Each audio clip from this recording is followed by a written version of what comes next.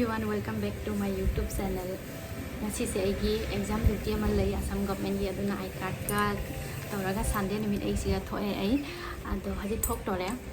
ado kai oi baina sum mayam da ulakke di mobile pubati jade mobile ban ni internet so ban oirani date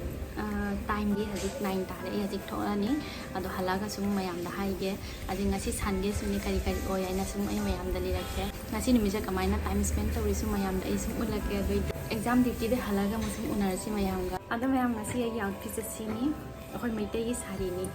ko chisena pibani lohong da ina pamba color mana ai pamba khalwai na khalan wa favorite color full outfit se ai jum gi makha na kumbaga sum ulage mayam da dulai sum dipti salage amuka mo halaga mo unarasi ado mayam ngasi gi outfit se asi sari sini Meitei gi moirangka ba sari haji exam center jore exam center da mi tindara jeong asi Assam direct recruitment examination sigi asi exam sigi Invigilator duty gi tarami ado mayam haji ai lae school dagi duty loire pungani makhai butare phana thenge ngasi exam jam na di strict oi ki na duty da wini ko hana te duty da ru sumaina na kiram de ngasi jam na kirami kai gino khangde ado ngasi nimja te kai tawri sum ulage mayam da haji ti saksara nga ko thani le mapana thoka da balai aduga kai sali sum ulage mayam da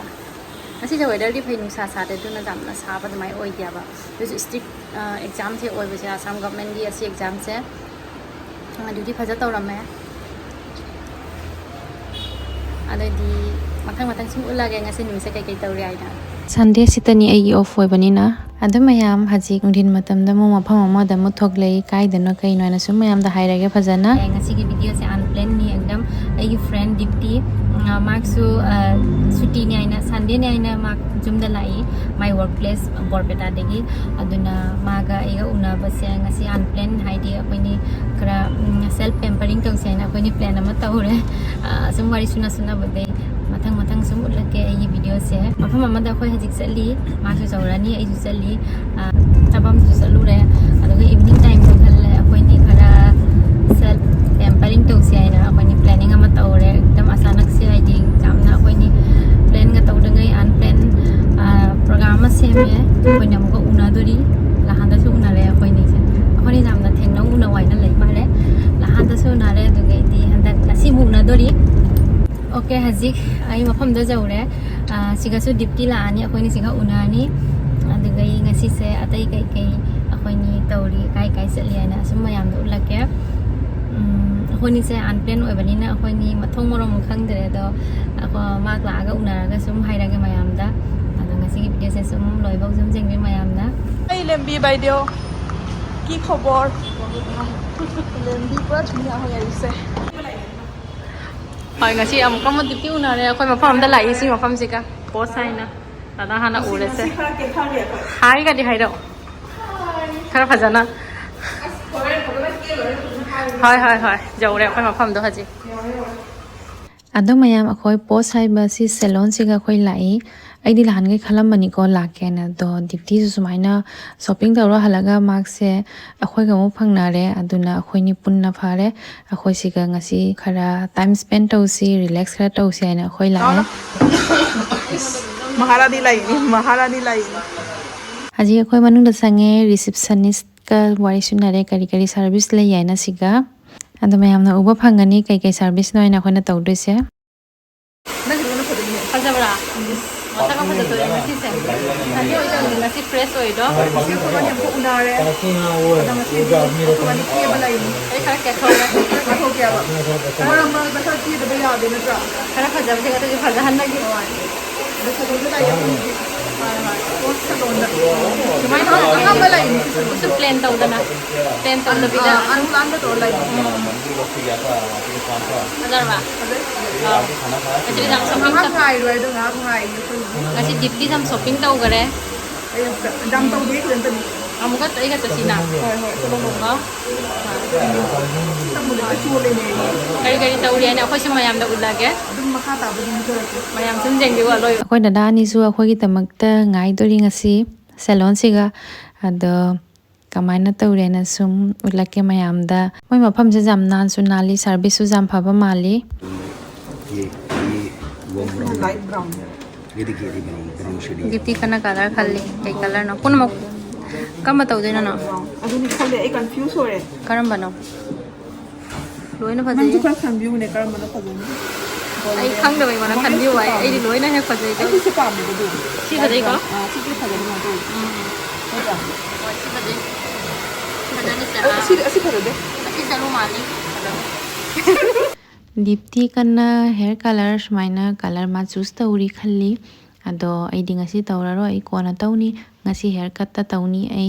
pedicure su tawba jai ai ngasi se global ki ne ma ding wai ami oh global ki ro si phajai ko kya phajani ko phajare ma ai global to ba highlight to oh nang wara ba nang ngasi shopping taw man na ai ngasi ki dress to oi haji relax taw ai disturb taw ra nang relax oina padana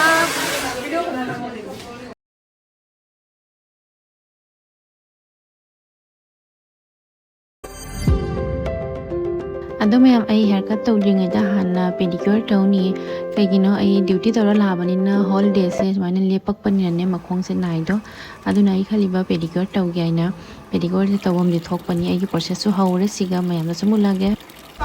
jenge dipti oh dipti sonda jengo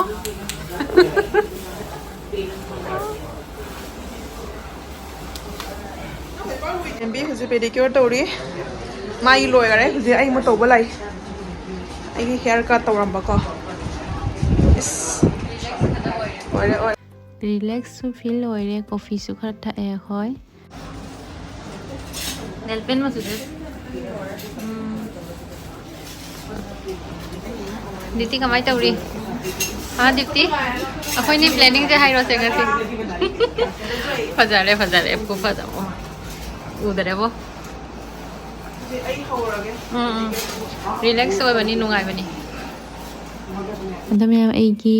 pedicure loire haji haircut tawrani haji hair wash tawre hair wash tawba loiraga haji masam khara kaktori akoina laiba haji ki post haiba salon sigane asi bhaiya sinane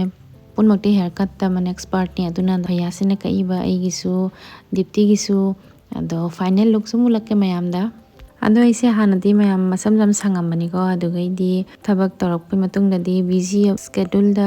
oiwa matung da kaidori care loba jam ngam dare time jam na phangdawani na busy webani na aduna asum short hair drum thamme maintain toba ngam na gi aina ado ngasi new haircut ama tawba lai sini kamai tawba ngasi se excited oi haircut se kamai tawni aina ai new haircut se sumaina ni phajana ulaga mayam da haji gai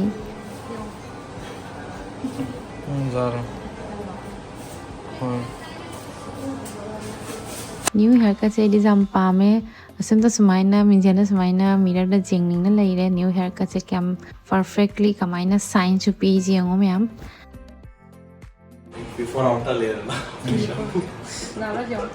jai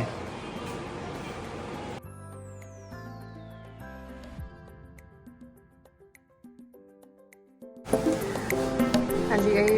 haircut tawba loire sumaina first time ta ini ko hajabra kari mamale wa khande ko hajabra